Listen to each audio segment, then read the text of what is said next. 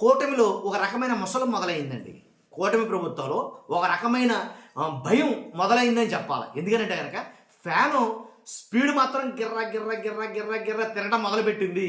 Fan speed అయితే ఎక్కువైంది. ఆ ఫ్యాను స్పీడ్ దాటికి ఆ ఫ్యాన్ స్పీడ్ దెబ్బకి ఆటోమేటిక్గా జనసేన కావచ్చు, టీడీపీ కావచ్చు, బీజేపీ కావచ్చు స్లో అయ్యింది అనేది చెప్తున్నారు. ఎందుకంటే కనుక సాక్షాత్తు రాష్ట్ర ముఖ్యమంత్రి వర్యులే మాట్లాడుతున్న మాటలు ఏంటంటే, ఏ ఎమ్మెల్యే కానీ ఏ మంత్రి కానీ కనీసం జగన్ గారు మాట్లాడిన మాటల మీద అసలు దాని మీద ఆర్గ్యూ చేయటం కానీ కౌంటర్ వేయటం కానీ ఎలాంటి పరిస్థితులు చేయట్లేదంట. ఎవరికి వాళ్ళే చక్కదిద్దేసుకుంటున్నారు. ఏంటి నెక్స్ట్ టైం మనం రావు అనే ఉద్దేశంతో వాళ్ళ నియోజకవర్గాల్లో వాళ్ళు చక్కబెట్టేసుకుంటున్నారు. ఏంటంటే ఎలా అంటే దీపం ఉండగానే ఇల్లు చక్కబెట్టుకో అన్నట్టుగా. కాబట్టి ఆల్రెడీ అందరికీ హింట్ అయితే వెళ్ళిందా? ఆల్రెడీ వాళ్ళందరూ కూడా అనుకుంటున్నారంటారా ఫ్యాన్ స్పీడు ఇది ఆగేది కాదు, ఖచ్చితంగా దీని పవర్ ఇంకా పెరుగుతుంది అని వాళ్ళకి డౌట్ క్రియేట్ అయ్యిందంటారా? ఏంటనేది మనం మాట్లాడదాం. ఫస్ట్ అయితే లైక్ చేయండి, ఎక్కువ మందికి ఇన్ఫర్మేషన్ షేర్ అవ్వాలి.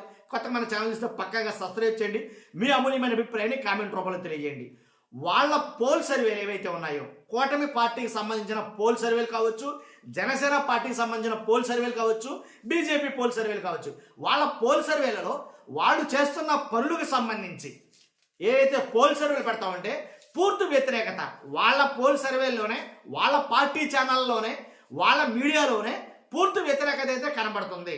రీసెంట్గా కొన్ని సంఘటనల్ని పోల్ సర్వే పెడితే పూర్తి వ్యతిరేకత, కల్తీ లడ్డు మీద పూర్తి వ్యతిరేకత ఉంది వాళ్ళ పార్టీలో కావచ్చు, జనాల్లో కావచ్చు.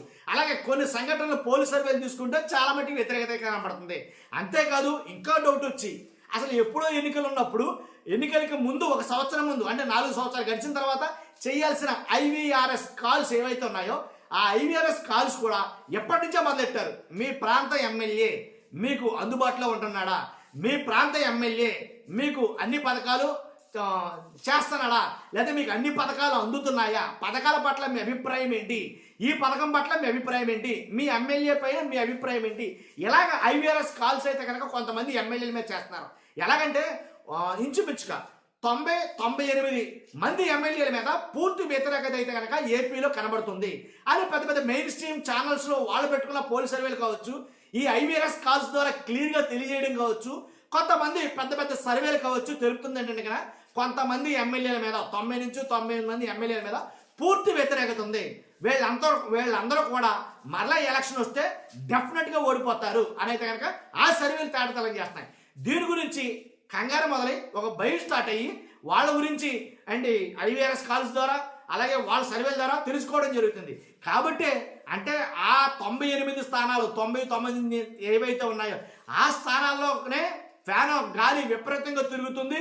అలాగే రాష్ట్రం మొత్తం కూడా స్పీడ్ పెరిగింది అనేది కనుక మాట్లాడుతున్న సర్వేలు కావచ్చు, కొంతమంది రాజకీయ విశ్లేషకులు కావచ్చు మాట్లాడుతున్న మాట ఇది. కాబట్టి ఏదేమైనప్పటికీ మనం చూస్తూ కనుక గ్రౌండ్ లెవెల్లో చూసుకున్నట్టయితే కనుక పూర్తి వ్యతిరేకత పెరిగింది కూటమి ప్రభుత్వం మీద. కొన్ని సంఘటనలు కల్తీ లడ్డు, తర్వాత కల్తీ పాలని, 1 కాదు 2 కాదు అపచారాలని, 1 కాదు 2 కాదు బీఆర్ నాయుడు గారి ఉదాంతం ఇష్యూ అయితే కానీ ఇలాగ చాలా అయితే కనుక ఒకదాని తర్వాత ఒకటి వచ్చి పడుతున్నాయి. అసలే ఇబ్బందుల్లో ఉన్న టీటీడీ మీద మూలిగే నక్క మీద తాటిపట్టు పడ్డట్టు ఇలాగా 1 కాదు 2 కాదు చాలా ఇంటి మీద ప్రజల్లో తీవ్ర వ్యతిరేకత అయితే ఉంది.